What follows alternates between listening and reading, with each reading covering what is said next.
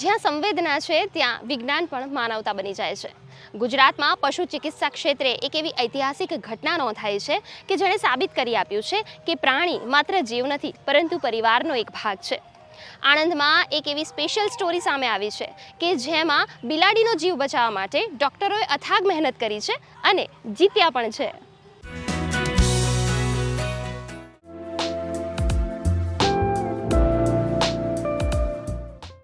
ઘરમાં રમતો, માલિકના ખોળામાં સૂતો અને આખો દિવસ આમ તેમ ભાગતો આ નાનકડો બિલાડો જે પરિવારનો હિસ્સો બની ગયો, પરંતુ અચાનક તેની બોડીમાં આવેલા ફેરફારથી પરિવારનો જીવ અદ્ધર થઈ ગયો।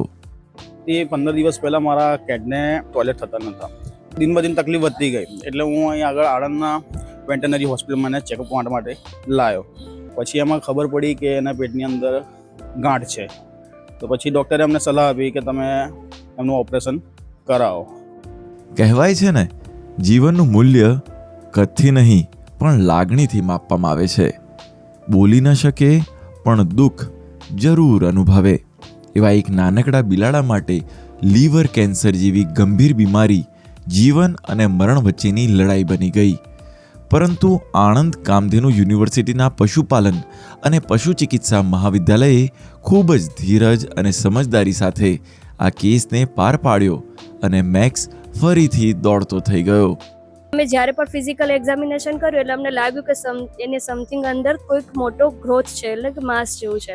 તો અમે ફર્ધર ડાયગ્નોસિસ માટે એક્સરે કર્યું અને સોનોગ્રાફી કર્યું એટલે કન્ફર્મ થઈ ગયું કે અંદર કોઈ તો ટ્યુમર છે। એટલે અમે એના બ્લડ રિપોર્ટ કરાવ્યા, જેમાં એના લીવર ડેમેજ થવાનું ચાલુ થઈ ગયું હતું। એટલે થોડું અમે એને સ્ટેબલ કર્યું અને પછી એની અમે ઓપરેશન માટે રેડી કર્યા। ખુદને થોડું રીડિંગ કરવું પડે કેમ કે રેરેસ્ટ કેસ હોય એટલે આના રેફરન્સ પણ મને બહુ ઓછા મળતા હતા। મારે પાછું એનાટોમી ભણવું પડ્યું, એનાટોમી જોવું પડ્યું અને એને સર્જરીકલી કઈ રીતે રિમૂવ કરી શકાય એની મારે પોતાને એક જેને કહેવાય ને ઇમેજિનેશનમાં થોડી સર્જરીઓ કરવી પડી। જીવવાની શક્યતા મેક્સિમમ 99% ઓછી હતી, 1% જીવવાનું ચાન્સ હતું। જ્યારે એનું ઓપરેશન કરવામાં આવ્યું ત્યારે તે ટાઈમે ઓપરેશન પેટ કટ કર્યા તે ટાઈમે અંદર ઓલરેડી ગાંઠ એની ડેમેજ થઈ ગઈ હતી અને આખું પેટની અંદર ખૂબ બ્લડ હતું। ડૉક્ટર ફોરમે તો એમની મહેનત, એમના એક્સપિરિયન્સના મુતાબિક એમણે બહુ સારું કામ કર્યું। મારા છોકરા જેવો મેક્સને મારો બચાવી લીધો છે અને મારા એ હોસ્પિટલનું મને બહુ ખૂબ એક્સપિરિયન્સ બહુ સારું લાગ્યું કે તાત્કાલિક સારવાર કરી એમણે અને બહુ સપોર્ટ આપ્યો। બિલાડીમાં લીવર કેન્સર આ ખૂબ રેર જોવા મળે છે, પણ કામધેનુ યુનિવર્સિટીના ડોક્ટર ફોરમ અને તેમની ટીમે આ પડકારને સ્વીકારી લીવરના કેન્સરગ્રસ્ત ભાગને લોબેક્ટોમી જેવી અતિ જટિલ સર્જરી દ્વારા દૂર કર્યો। ભારતના પશુ ચિકિત્સાના ઇતિહાસમાં આ પ્રથમવાર નોંધાયેલી મહત્વપૂર્ણ સિદ્ધિ છે। બે ટીમ તૈયાર કરી કે એક ટીમ સર્જરી કરશે અને બીજી ટીમ કોઈ પણ પ્રકારના કોમ્પ્લિકેશન્સ ડ્યુરિંગ અને આફ્ટર સર્જરી થશે તો એને મેનેજ કરશે અને એ થનાર કોમ્પ્લિકેશન્સ જો થાય તો પહોંચી વળવા માટે અમે એક બીજા ડોનર એનિમલને તૈયાર પણ રાખ્યું હતું।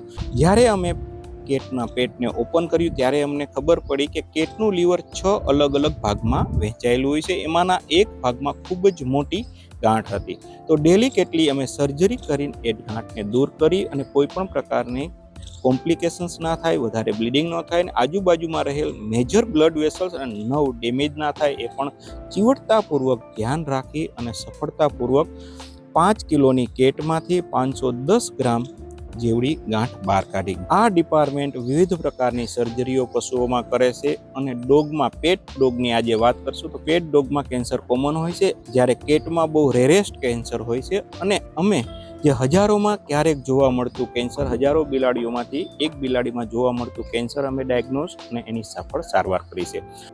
પશુ ચિકિત્સાની આ સફળતા એ માત્ર એક ઓપરેશન પૂરતી સીમિત નથી, પરંતુ એક એવો કેસ સ્ટડી છે જેનાથી સમગ્ર દેશમાં વેટરનરી ક્ષેત્રે નવી આશા જન્મી છે, જે આવતીકાલના અનેક જીવ બચાવવા ઉપયોગી રહેશે।